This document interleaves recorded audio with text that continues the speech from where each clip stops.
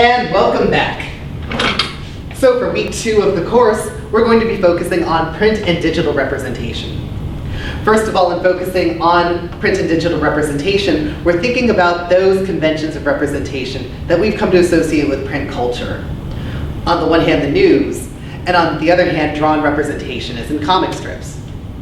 And we're thinking about what has changed and what has remained the same as we transition to our current contemporary digital culture, particularly as we think about who has access and who doesn't have access to the new tools that have become available to us in this transformation to a digital culture. So in this lecture, we're going to be focusing on 3 key terms as well as 2 key connections across the 4 scholarly articles for the week. The 3 key terms are racial formation, racial project, and political economy. So, you'll recall last time that we ended with this broad definition of race that moves in 2 directions. On the one hand, we have what we can understand as the more surface discussion of race, as the culturally specific classification of bodies based on phenotype. On the other hand, we have this deeper, more material definition of race in terms of how race marks one's proximity to privilege and premature death. And as we noted last time, the surface definition and the structural definition of these categories of identity and difference often happen simultaneously, though the surface definition is what appears to us as the truth of identity and difference. And of course, we talked about race in relation to intersectionality. And here we have the diagram from last time. As you recall, we talked about intersectionality as, on the one hand, how these different categories of identity and difference co-construct each other, but also in terms of how our individual experiences are shaped by these larger cultural systems and social structures, and vice versa. Racial formation is very much about this relationship between social structures, culture, and our individual experience. So we're going to go through the 2 definitions, and then I'll do a little more explaining.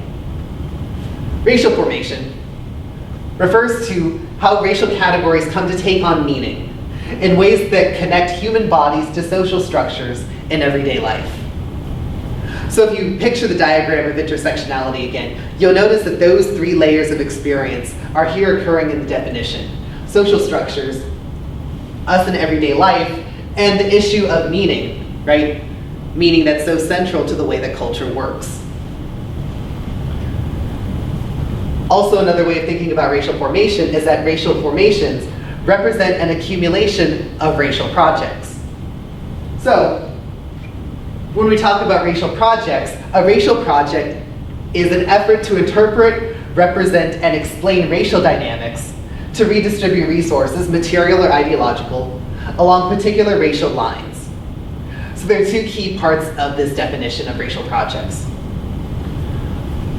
On the one hand, we can understand racial projects as any effort to give race meaning, whether that's a hegemonic racist meaning or whether that's a counter-hegemonic anti-racist meaning.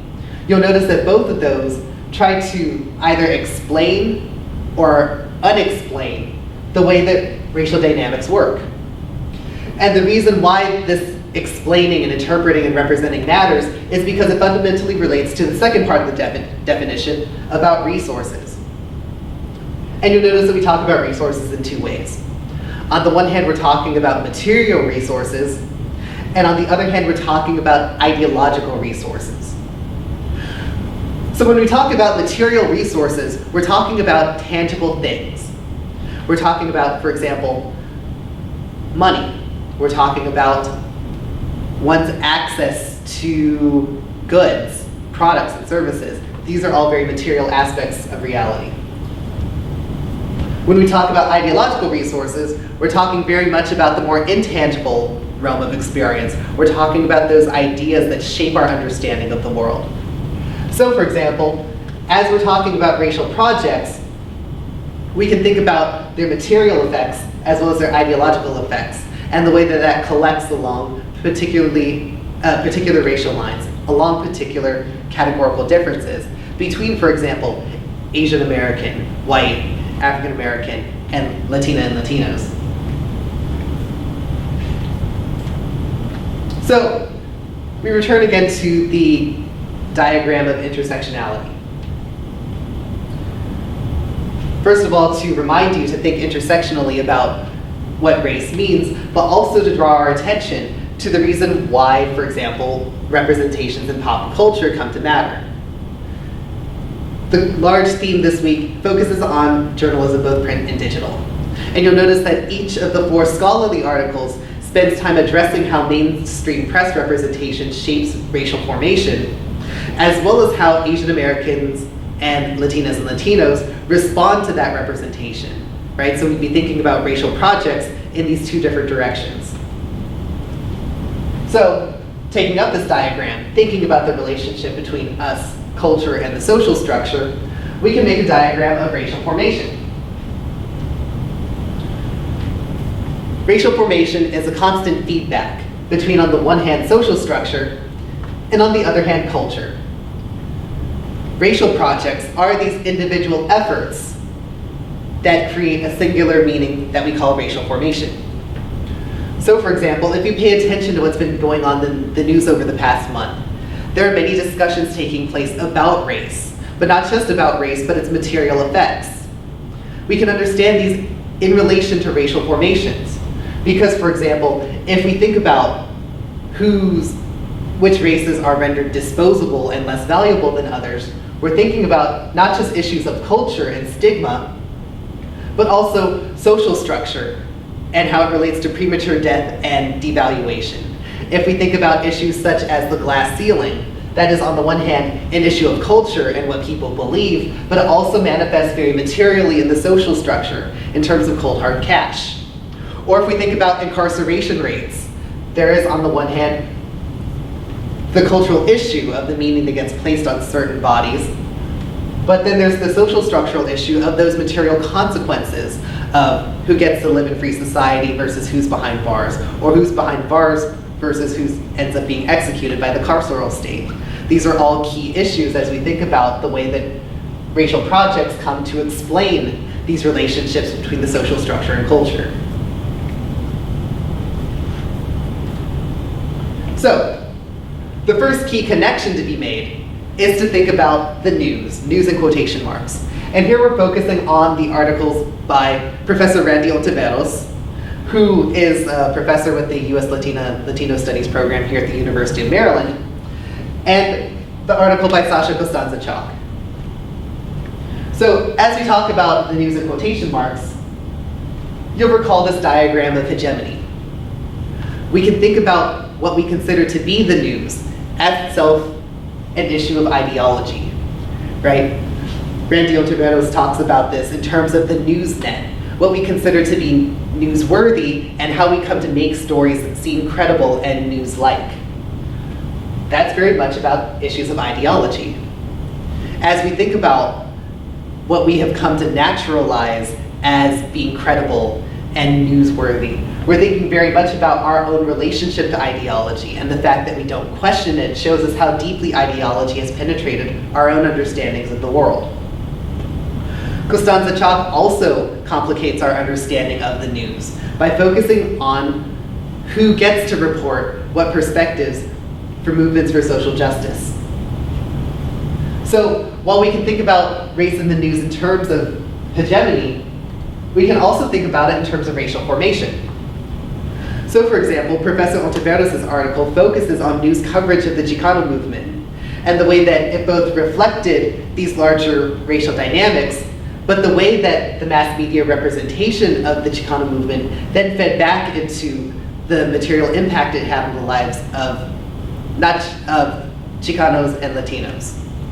So as we think about certain misrepresentations that were carried out in broadcast journalism, we'd also be thinking about those material effects it had. So for example, the way that Professor Ontiveros talks about how it was represented as a revolution to be shut down. Very much about ending certain forms of resistance and making them seem criminal. We can also talk about these racial formations in terms of what Costanza Chalk refers to as the digital divide. Thinking about very material issues of who has access, both in terms of hardware and software, but also in terms of knowledge. Who has access to technology? And also this question of who becomes associated as a technological user. And we'd be thinking about those individual racial projects that come to make this cycle happen. The second big point to focus on is the political economy of the internet. And so here we're looking at the relationship between Lisa Nakamura's book chapter and, again, Costanza Chock's article. We can define the political economy as the relationship between capital, right, money, material resources, and power. So when we talk about the political economy, we're very much asking questions about the production of particular aspects of popular culture. In this case, the internet and what ends up on it. So questions that both of these authors ask us in terms of this political economy is, what does cyberspace allow us to do? But at the same time, what does it foreclose? Because one of the greatest myths of our time has been that the internet has guaranteed equal access to information as well as equal representation. This in practice has proven to be distinctly untrue. Also, a big question that both Nakamura and Costanza Chock ask us is to consider who profits from the internet and who profits from digital representation. Because while we live in the YouTube age of Web 2.0, where everyone can not just use the internet but also produce material for it, we also have to wonder who's profiting in this entire process. So, you have those three key terms, as well as those two large connections. We'll talk more about racial formation in different ways in the next lecture.